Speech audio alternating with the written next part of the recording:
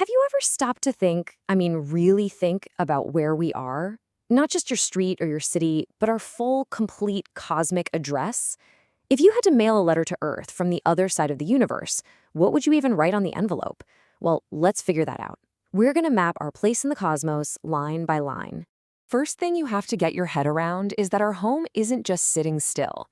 It's a planetary vessel, and it is hurtling through space. Right now, as you're listening to this, we are orbiting the sun at nearly 30 kilometers a second. That is so fast, you could travel across the entire diameter of the Earth in about 7 minutes. We are constantly, and I mean constantly, in motion.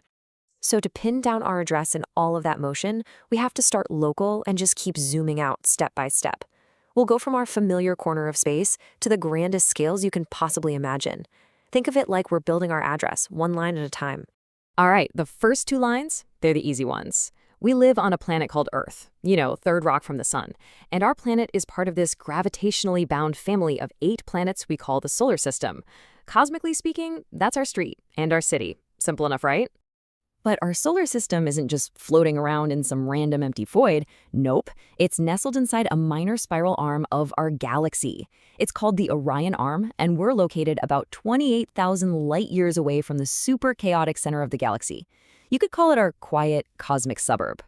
So what does that suburb belong to? Well, it's time to take our first truly massive leap in perspective. We're about to pull back and leave our immediate galactic neighborhood way, way behind.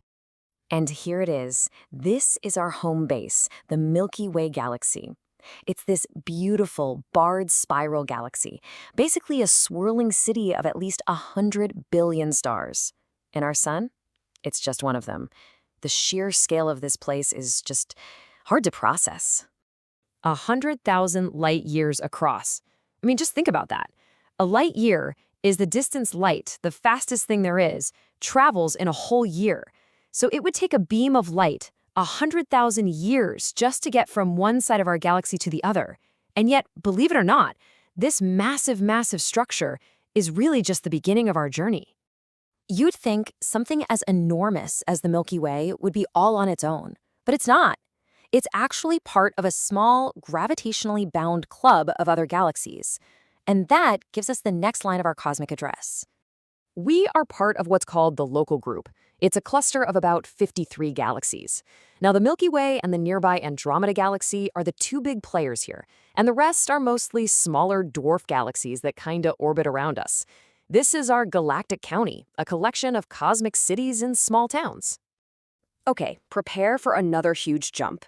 Because our entire local group, it's just a tiny piece of a structure so immense it contains hundreds of thousands of other galaxies, all tangled together in these invisible threads of gravity. That's right, our whole galactic county, including the Milky Way and Andromeda and everything else, is way out on the fringes of this colossal filament-like structure. We're not even in the city center. We are way out in the distant suburbs of this cosmic superstructure.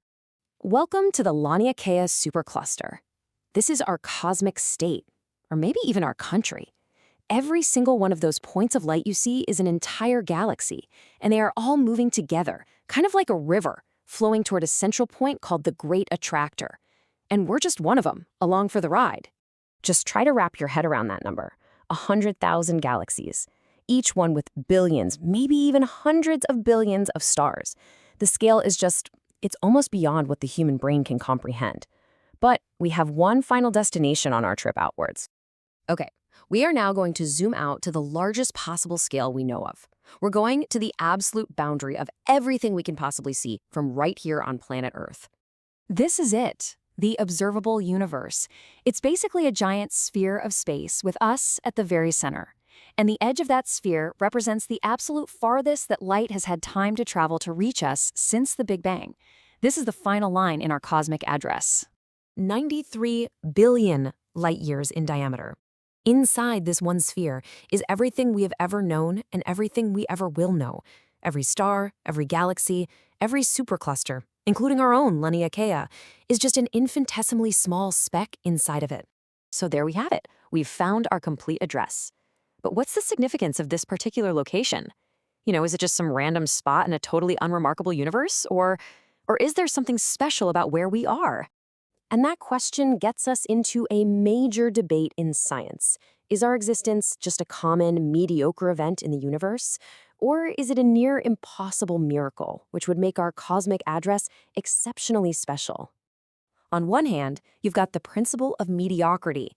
Thinkers like Carl Sagan champion this, and it basically suggests that Earth is a typical planet around a typical star in a typical galaxy. So complex life like us should be pretty common out there. But on the other hand, you have the rare Earth hypothesis, which argues the exact opposite. You see, the rare Earth idea argues that for complex life to even have a chance, a planet needs to check off an incredibly long list of boxes. For instance, our spot in the quiet suburbs of the Milky Way protects us from the deadly radiation blasting out of the galactic center. Our sun is a nice, stable, long-lived star, and our galaxy itself is unusually quiet. It hasn't had many major destructive collisions. It seems like every single line of our address places us in a uniquely stable and protected zone. So the core argument is this. When you multiply all those probabilities together, the right star, the right location, the right planetary system, the chances of finding another planet just like ours become vanishingly small. And this idea completely reframes our entire journey, doesn't it? Our cosmic address might not be just a set of coordinates after all. It might actually be the description of a perfect cosmic storm of conditions, a rare, precious sanctuary in a universe that is, for the most part, incredibly hostile to life as we know it. So let's recap our full address one more time, our journey from home to the edge of everything. We are on Earth, inside the solar system, in the Orion Arm of the Milky Way galaxy, which is part of the local group which sits on the edge of the Laniakea Supercluster, all contained within the vast observable universe. We have our place, we have our coordinates, and it might just be an exceedingly rare and special place. Which leaves us all with the ultimate question, one that gets right to the heart of the famous Fermi Paradox. We have our address, but are we the only ones home?